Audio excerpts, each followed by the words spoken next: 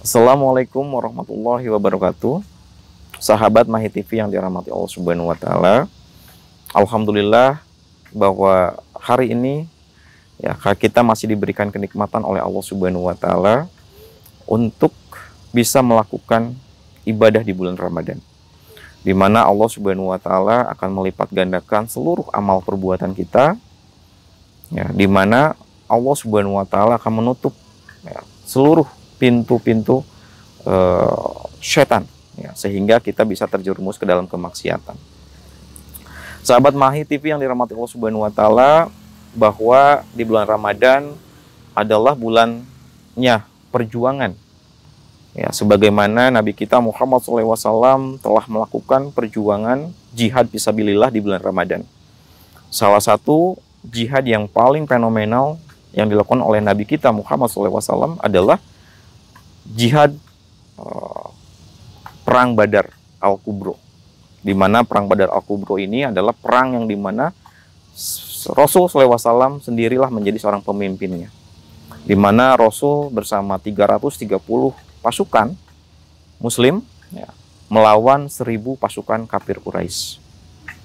Ya, di mana pada waktu itu sejarah membuktikan dengan 330 pasukan, alhamdulillah Allah memenangkan ya, kaum muslimin melawan orang-orang kafir Quraisy. Hikmah atau makna dari perang Badar ini adalah bahwa kita selaku muslim seyogyanya melakukan amalan-amalan ataupun perbuatan-perbuatan di bulan Ramadan itu dengan perbuatan yang positif, perbuatan yang mengandung pahala, bukan perbuatan-perbuatan yang tidak mengandung pahala. Contohnya, Allah Subhanahu wa taala akan melipat gandakan seluruh amal perbuatan kita. Ya, maka ya seyogyanya kita diisi dengan amalan-amalan yang bisa menimbulkan pahala tersebut. Contoh, baca Quran. Kita punya targetan setiap di bulan Ramadan 1 kali khatam. Maka di tahun berikutnya atau di tahun berikutnya, maka khatam Al-Quran itu bukan 1 lagi, tapi harus meningkat 2-3 kali khatam Quran. Karena apa? Karena pahala yang didapatkan itu akan besar. Yang kedua adalah melakukan aktivitas-aktivitas yang berpahala, seperti melakukan amar ma'ruf nahi mungkar, berdakwah, melakukan kajian, menyebarkan Islam kepada sesama kaum muslimin. Dan insya Allah, Allah akan memberikan pahala yang besar bagi kita. Dan itu pun akan menguatkan keimanan dan ketakwaan kita. Seperti halnya para sahabat. Ketika Rasul SAW menyuruh 330 pasukan untuk melawan orang-orang kafir Quraisy, dalam diri pasukan, dalam diri sahabat, dalam diri pasukan tidak ada terbersit pun untuk keluar, gitu ya, untuk meninggalkan medan peperangan ini. Kenapa? Karena Allah Subhanahu wa taala telah menjanjikan pahala yang besar. Apalagi perang Badar ini dilakukan di bulan Ramadan. Pahalanya akan berlipat ganda. Dan Allah Subhanahu wa taala sudah menjanjikan surga bagi orang-orang yang gugur di medan perang tadi.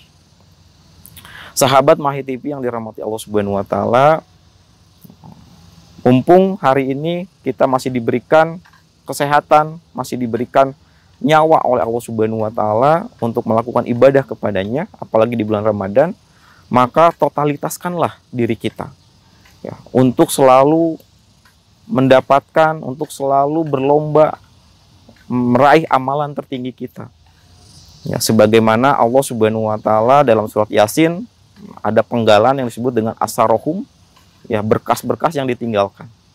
Gitu. Karena ketika Allah Subhanahu wa taala mencabut nyawa kita, maka seluruh amal perbuatan kita itu akan terputus kecuali 3 hal. Yang pertama adalah sedekah dan amal jariah. Yang kedua adalah ilmu yang bermanfaat, dan yang ketiga adalah anak yang soleh. Ketika kita tidak memiliki 3-tiganya, amal apa yang kita akan dapatkan? Tapi ada satu amal yang insya Allah akan terus-menerus gitu ya, membersamai kita, yakni asarohum tadi, bekas-bekas peninggalan, yakni amal dakwah, teman-teman. Ya, amal dakwah ini ya tidak akan terputus. Contohnya, kita mengajak seseorang untuk sholat. Ketika orang itu sholat, maka kita pun akan mendapatkan pahala. atas si orang itu sholat dan sebagainya. Nah, itu sahabat Mahi TV yang dirahmati Allah Subhanahu wa taala. Ya, mudah-mudahan di bulan Ramadan ini ya, diri kita semakin memiliki giroh untuk melakukan amal-amal yang terbaik. Salah satunya adalah dengan melakukan dakwah ya di tengah-tengah umat.